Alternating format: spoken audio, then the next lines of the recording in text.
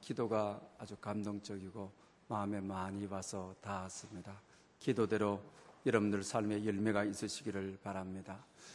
레이건 대통령의 여론조사가가 리처드 워슬린이라고 하는 분입니다. 레이건 대통령이 암살 위험을 당했죠. 총을 맞을 즈음에 그의 인기도가 90%까지 올라갔습니다.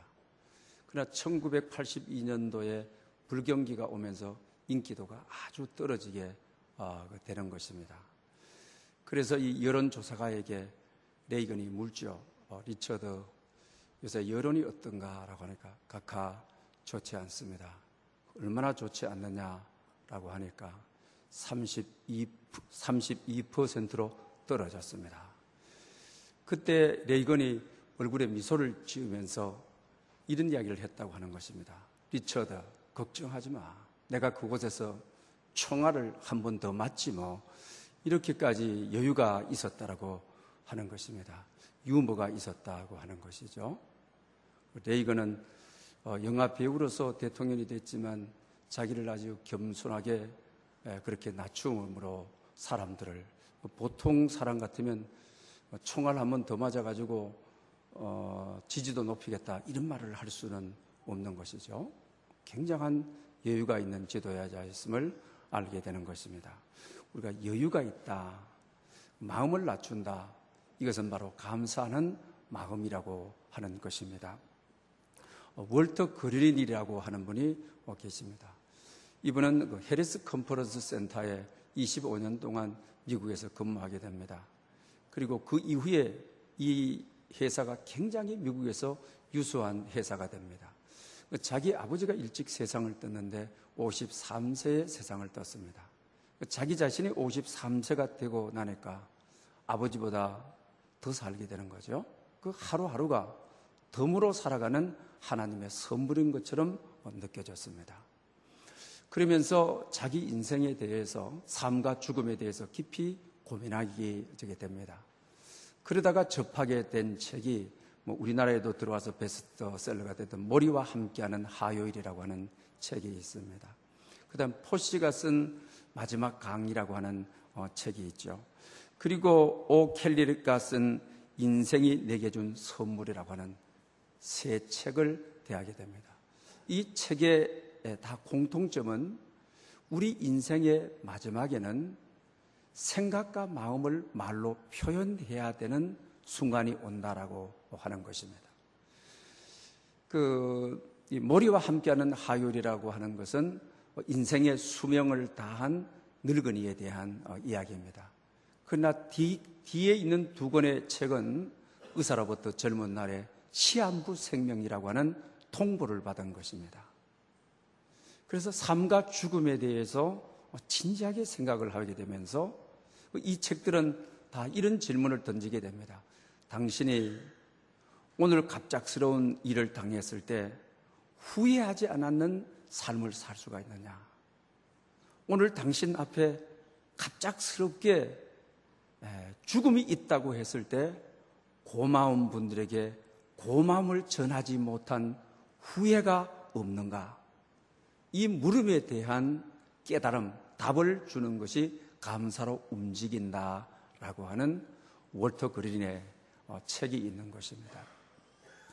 자기 자신이 자기 아버지보다도 나이가 더 들어 살면서 이건 정말 하나님께서 순수하게 선물로 주신 시간인데 내가 오늘 죽는다 할지라도 또 사랑하는 아내가 오늘 간다 할지라도 우리 서로 감사하지 못한 후회를 남기고 가서는 되지 않지 않느냐. 여기에 대한 우리가 답인 겁니다. 그래서 자기 자신이 자기 인생에 영향력을 미친 44인을 목록을 만들게 됩니다. 거기에서는 물론 돌아가신 아버지께 보내는 감사의 편지가 눈물겹도록 전율을 우리에게 느끼도록 합니다. 또 자기 아내가 자기를 잘 기르고 또 재혼을 했는데 또 재혼해서도 자기를 잘 돌보아줬던 어머니에 대한 사랑이 구구절절히 찾아다니면서 고백을 합니다. 그리고 하나뿐이었던 형님이 지금까지 자기를 잘 아버지같이 지켜주셨던 보험 설계사, 또 자기 인생에 영향을 미쳤던 친구들, 직장 동료들 44인을 일일이 찾아가 다니면서 형식적으로 고맙다 감사하다가 아니고 정말 정성을 담아서 마음에서 우러나오는 감사를 전하고 밤을 새워가면서 정말 그때 감사했다, 고마웠다, 그때 당신이 있었기에 내가 오늘 있다. 우리가 그 이야기를 들으면 우리의 몸에 전율을 느낄 정도로 이 감사의 영향력이 얼마나 큰가를 알게 되는 것입니다. 이와 같은 감사 여정을 자기 자신은 이름을 붙이기를 빅토리 랩이라고 우리가 붙였습니다. 그 운동 선수들이 우승을 하고 끝에 가져가서 운동장을 한 바퀴 돌 때 빅토리 랩이라고 하지 않습니까? 이 감사의 여정, 진짜 내가 고마워야 해야 될 분에게 1년 동안 일일이 찾아다니면서 편지도 전하고 같이 추억된 사진을 내놓고 그때의 일기를 내놓고 이런 것을 전부 우리가 나누는 것입니다. 그러면서 자기 삶에 굉장한 하나님이 주시는 평화를 누리게 되죠.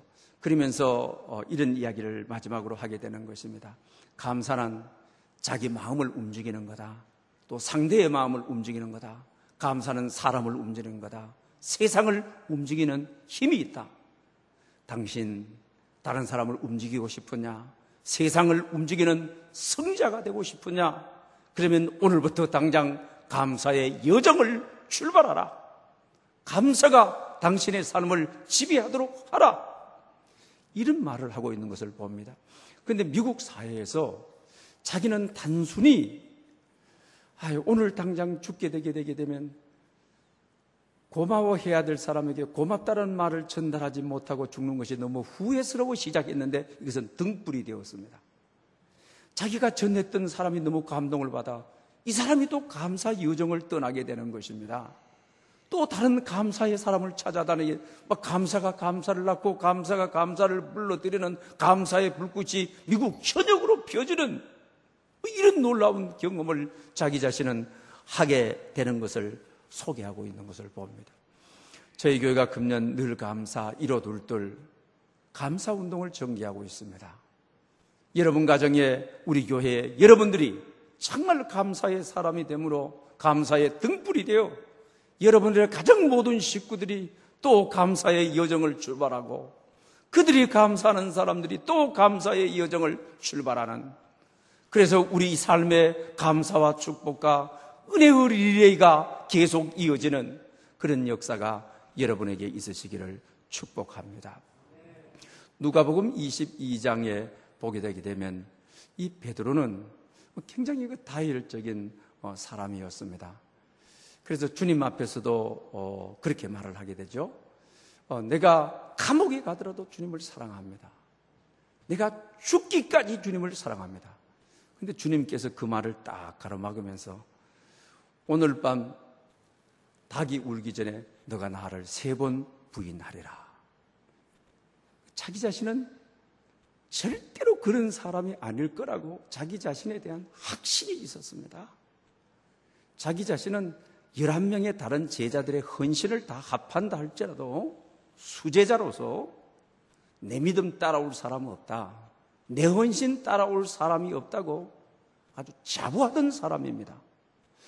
그런데 그날 밤이 되었는데 자기도 모르는 사이에 예수님을 부인하고 가야바 뜰에 한 아주 작은 여자아이에게도 불을 쬐고 있는데 예수님은 십자가에 붙들려서 십자가로 가고 있는데 숨어가지고 불 쬐고 모닥불 쬐고 있는데 너도 예수당에 속하였도다. 그 핵심을 찌르는 거예요. 그럴 때 부인하고 맹세하고 나는 예수님께 속해 있지 않다. 그런데 닭이 우는 거예요.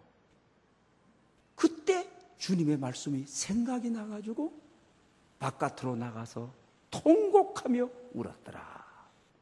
성경은 누가복음 22장은 그렇게 기록하고 있습니다. 여러분, 베드로가 참 자기 자신에게도 너무 실망스러웠습니다. 왜?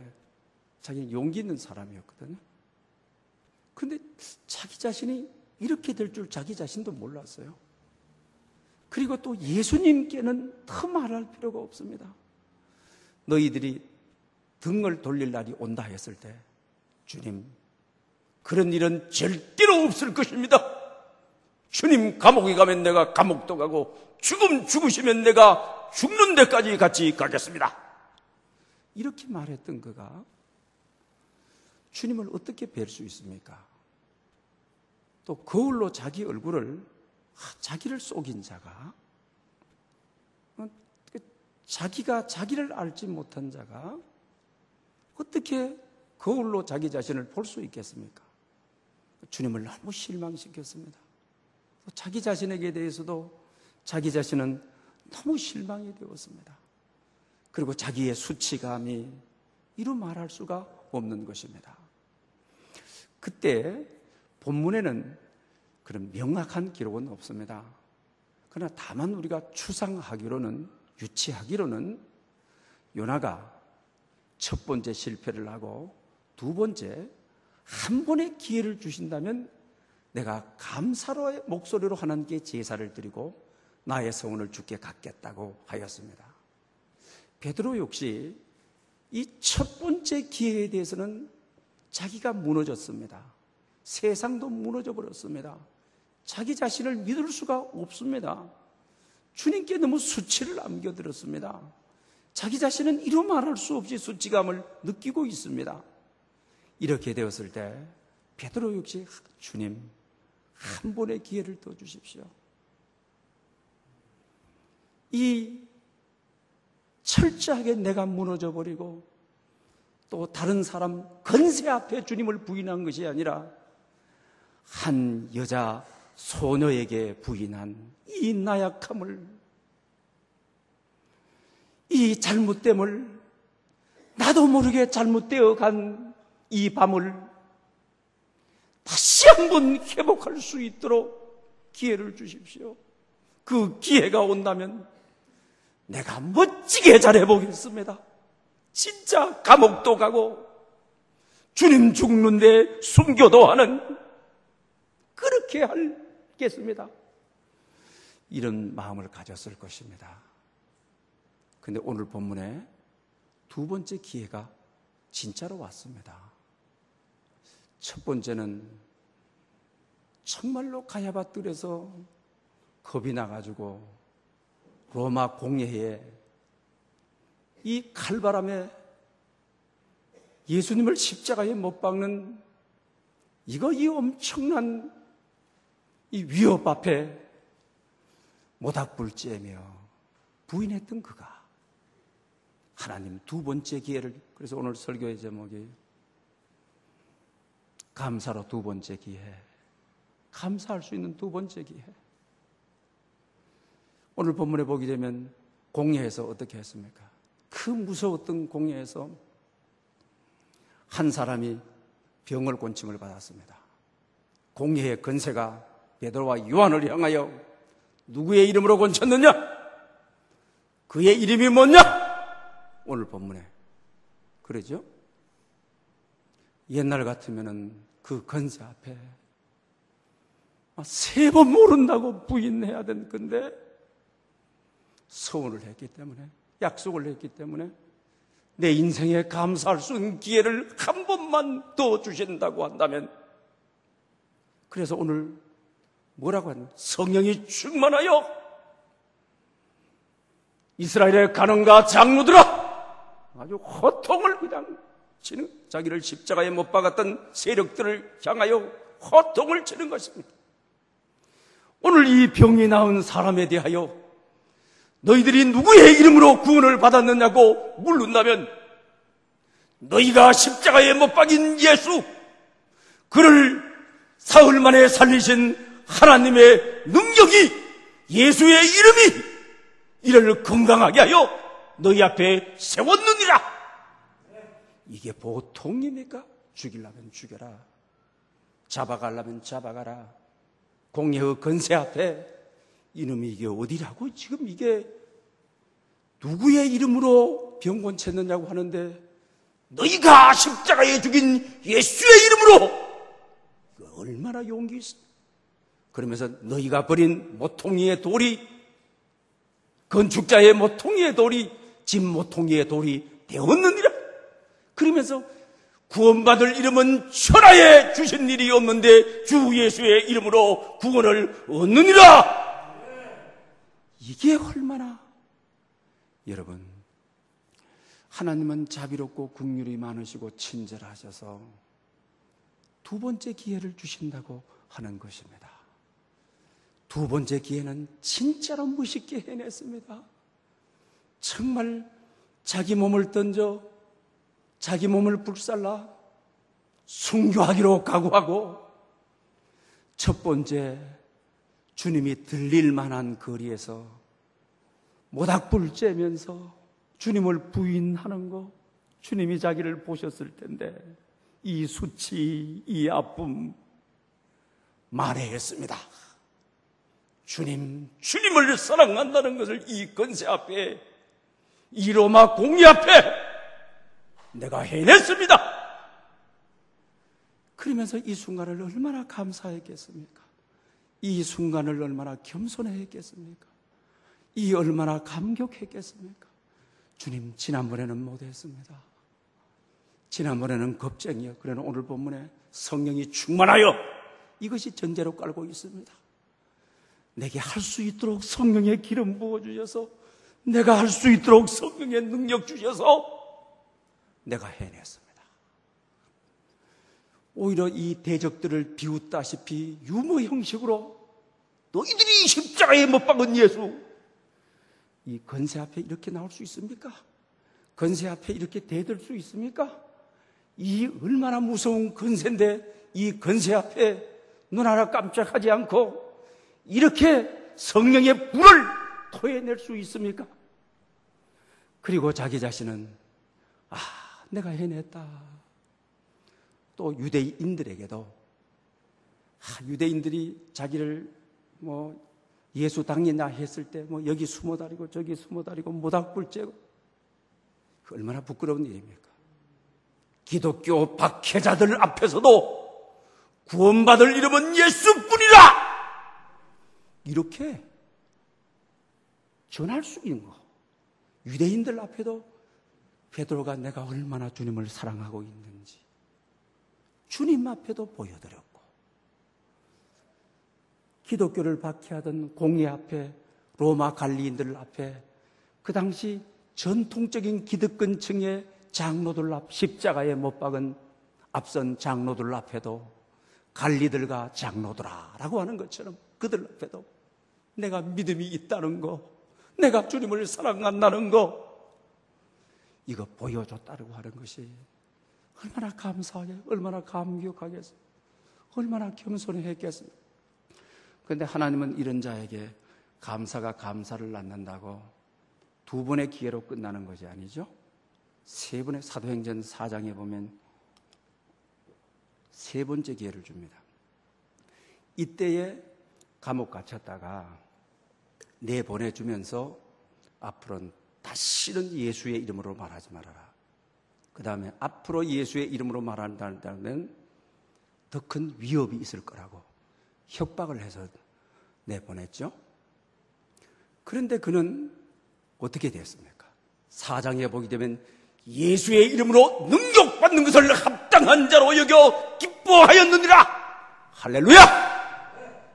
예수를 위해서 핍박받는 것, 감옥 가는 것, 능력받는 것 합당한 자로 여겨가지고 기뻐하노라. 여러분, 저는 성지에 갔을 때 그 가야바 뜰에, 물론 가야바 뜰에 예수님께서 체포가 되고 또 가야바 뜰에 감옥이 있는 것은 저는 처음 알았습니다. 또 성지에 가서 알았습니다. 그리고 또 예수님이 그 감옥에 있다가 그 다음날 십자가에 못 박히게 되죠. 그런데 며칠 이후에 이제 베드로와 요한이 감옥에 갇힌 감옥이 이 감옥이라고 하는 것을, 성경에는 그런 것이 없잖아요. 성지에 가서 그걸 알았습니다. 그러면서 저는 너무 감격했습니다. 가야바 엇들에서 배신했던 베드로, 그러나 주님께서 감옥에 갇혔다가 십자가를 지셨던 그 감옥에 자기가 갇혀가지고 이제는 정말 주님을 시인하고 주님을 인정하고 로마 권세 앞에, 기득권 세력들 앞에 너희가 십자가에 죽인 예수가 구세주다, 이 사람의 병을 고쳤다, 인류를 구원하신 분이다, 이랬으니 그는 그 감옥의 자리에서 일을 행하고 얼마나 감사했겠습니까? 얼마나 고마웠겠습니까? 얼마나 겸손했겠습니까? 사랑하는 여러분, 우리가 감사를 표현했을 때 금년 연초에 우리 감사 운동하고 있습니다. 감사의 일기 쓰기, 감사 편지 쓰기, 감사 독서하기. 처음에 실패할 수가 있습니다. 그래서 목사님께 우리 감사 편지들 이제 다 썼으면 제출하도록 해라, 그렇게 많지 않다고 하더라고요. 사랑하는 여러분, 첫 번째 실패할 수 있습니다. 그러나 이제 다시 서운하십시오. 약속하십시오. 베드로에게 성령이 충만해가지고 할 수 있도록 성령께서 능력 주심으로 두 번째 성공했습니다. 유대민족에 예수님을 증거했습니다. 십자가에 못 박인 이들에게 구세주님을 증거를 했습니다. 감사는 이런 역사와 기적을 가져온다라고 하는 사실입니다. 연초에 송구영신 예배 드리면서 우리 감사하겠다고 약속하고 사인하고, 여러분, 서운과 약속은 다른 겁니다. 서운은 더 진지한 것입니다. 하나님 앞에 한 것은 반드시 지켜야 되는 것입니다. 갚아야 된다고 하는 저게 사실입니다. 그럴 때 하나님의 축복과 은혜가 있는 것입니다. 오늘 여러분 이렇게 예배에 참석한 것도 감사에 대한 우리가 서약을 여러분에게 경고하도록 하고, 다시 두 번째 기회가 있다는 것을 선포하도록 하고, 포기한 분들을 위해서 성령께서 오늘 이 자리에 여러분들이 올 수 있도록 인도해 주셨다고 믿습니다. 그러므로 새롭게 도전하십시오. 새롭게 시작하십시오. 성령의 능력은 그 연약했던 베드로에게 임했던 것처럼 여러분들에게도 놀랍게 임하실 줄을 여러분 저기 믿습니다. 그런데 우리가 베드로의 연약함을 통해서 배울 것이 있습니다. 여러분 가운데도 신앙생활을 하면서 내가 최고다라고 하는 분들, 또 한참 뜨겁게 열심히 있을 때, 우리 젊을 때가 주로 여러분 그렇지 않습니까? 젊었을 때 방언도 하고, 젊었을 때 뜨거운 열정도 하고, 밤을 새우고 하게 되면, 야, 내만한 사람 없다. 나는 주님과 함께 감옥도 가고, 그 다음에 나는 주님과 함께 죽는데도 같이 가리라. 젊었을 때는 자기도 모르게 환경 속에 파묻혀가지고 내가 무슨 짓을 했는지도 모르고 닭이 울어서야 그때서 느끼는, 그렇죠. 이 이야기는 무엇을 말하고자 하는 겁니까? 자기의 신앙을 가대평가하지 말라고 하는 것입니다. 신앙인 가운데 내 기도가 최고다, 내 믿음이 최고다, 나의 찬양이 최고다, 내만큼 열정 있는 사람 나와라. 우리 젊었을 때 그런 마음 가지죠. 나이가 들게 되게 되면 어떻습니까? 선배분들이 수없는 밤을 철야하고 산에 올라가서 비늘을 덮어 쓰고 눈보라치며 기도하고, 나이가 들면서 그런 의식은 다 사라지게 되는 것이죠. 예레미야서에 보게 되면 나로부터 출발되는 믿음과 사랑이 얼마나 허망한 것을 가르쳐요. 만물보다도 부패한 것이 사람의 마음이라 누가 그것을 알리요. 그렇기 때문에 내 사랑, 내가 주님을 사랑하는 거, 이거 11명의 제자들의 헌신보다도 더 높습니다. 주님을 절대로 체포할 수 없습니다. 내가 있습니다, 이랬죠. 그러나 이 사랑이 얼마나 허무한 건가를 날로부터 출발되는 믿음은, 날로부터 출발되는 기도가 얼마나 허무하게 무너지는 겁니까? 성경에는 뭐라고 했습니까? 요한 1서 4장 10절에 보게 되면 뭐라고 말하고 있습니까? 사랑은 이것이니 내가 하나님을 사랑한 것이 아니요 하나님이 나를 사랑하사 화목제물로 아들을 보내셨습니다. 할렐루야! 내가 사랑한 거다. 이거 끝입니다. 나는 만물보다도 부패하고 거짓되었습니다.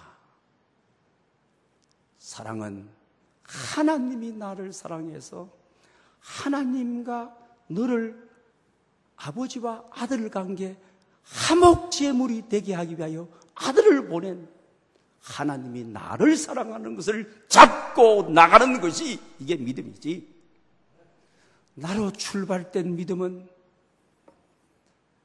우리가 하나님을 사랑한 것이 아니요 내가 사랑하는 것은 허무합니다. 바람 한번 불어보면, 풍랑 한번 잃어버리면 베드로처럼 그렇게 호언장담했던 내가 하다가 어느 순간에 거꾸러져 가지고 바깥에 나가서 통곡하는 날이 오게 되는 것입니다.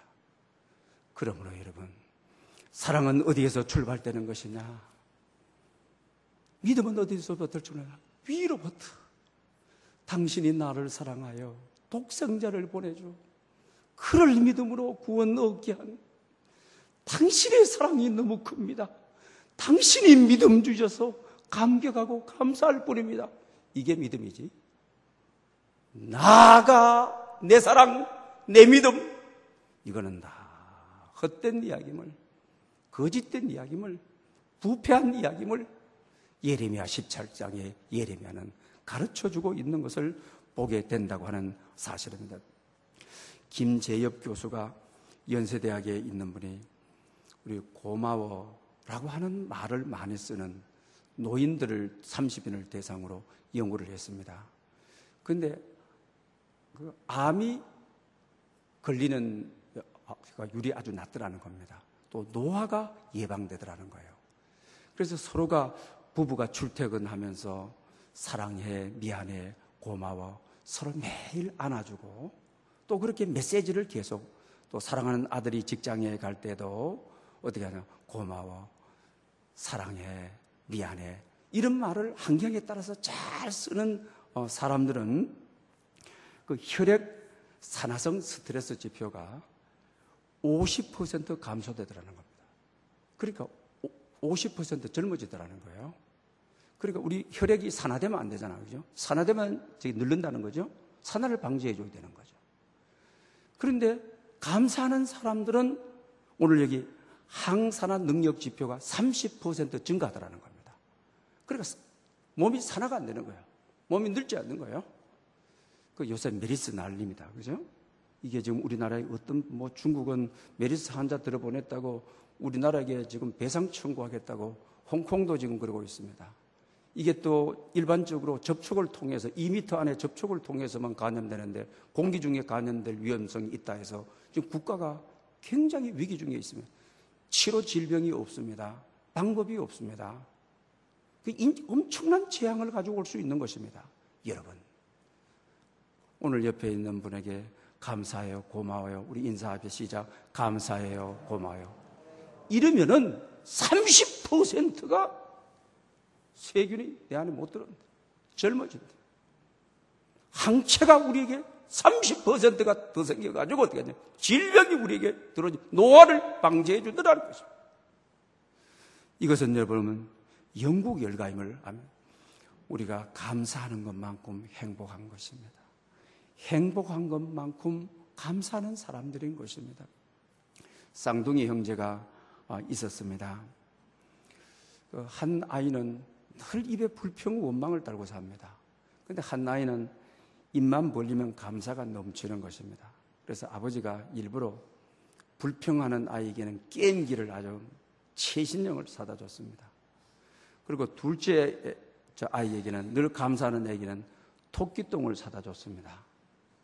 그런데 이 두 애들의 반응이 게임기 최신형을 딱 사다 줬는데 딱 열 때만 이거 아버지 구식이야 이거 말이야. 이거 하면 언제 시대가 지났는데 이런 걸 사다 주는 거야.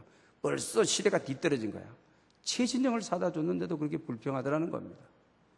그러나 감사가 날마다 넘치는 토끼똥을 선물로 줬는데 토끼똥이 있는 거 보니까 아빠가 내가 그토록 토끼 기를 듣고 싶다고 했는데 토끼를 어디 집에 구석에 사서 숨겨놓고 토끼똥을 내게 선물로 준 거야. 그렇게 기뻐하더라고 하는 것입니다. 여러분, 우리 인생의 선택은 불평하고 사느냐 감사하고 사느냐가 인생의 행로를 바꾸어 놓는 것입니다. 그러니 여러분, 지선아 사랑해. 몸의 80%가 불로 화상을 입어버렸는데도 감사를 선택하고, 그래서 요새 강사가 되어가지고 미국으로 유럽으로 비행기 타고 강사로 다니고 있습니다. 그런데 성년 수술을 해가지고 눈꺼풀을 했는데 잘못됐다고 자살해버리는 사람도 있습니다. 여러분, 감사하고 사느냐 불평하고 사느냐, 우리의 인생 행로가 얼마나 만큼 어떻게 변화되는가를 우리에게 잘 가르쳐주고 있는 것을 보게 되는 것입니다. 사랑하는 여러분들, 우리 인생에 지금까지 불평하고 살았다 할지라도 요나처럼 베드로처럼 하나님 한 번 기회를 주십시오. 감사하며 살겠습니다. 그래서 하나님의 기쁨이 되겠습니다. 감사하는 사람에게 하나님의 큰 약속, 하나님의 큰 축복이 있습니다. 내가 축복 가운데 살겠습니다. 이렇게 소원하고 그런 기회를 다시 한번 하나님께서 여러분에게 주시는 그런 놀라운 역사가 있으시기를 축원합니다. 은혜가 풍성하신 하나님 아버지, 참 감사합니다. 하나님은 우리에게 너무나도 많은 기회를 주셨지만 그 크고 놀라운 은총 앞에 감사를 잃어버리고 불평하며 살았습니다.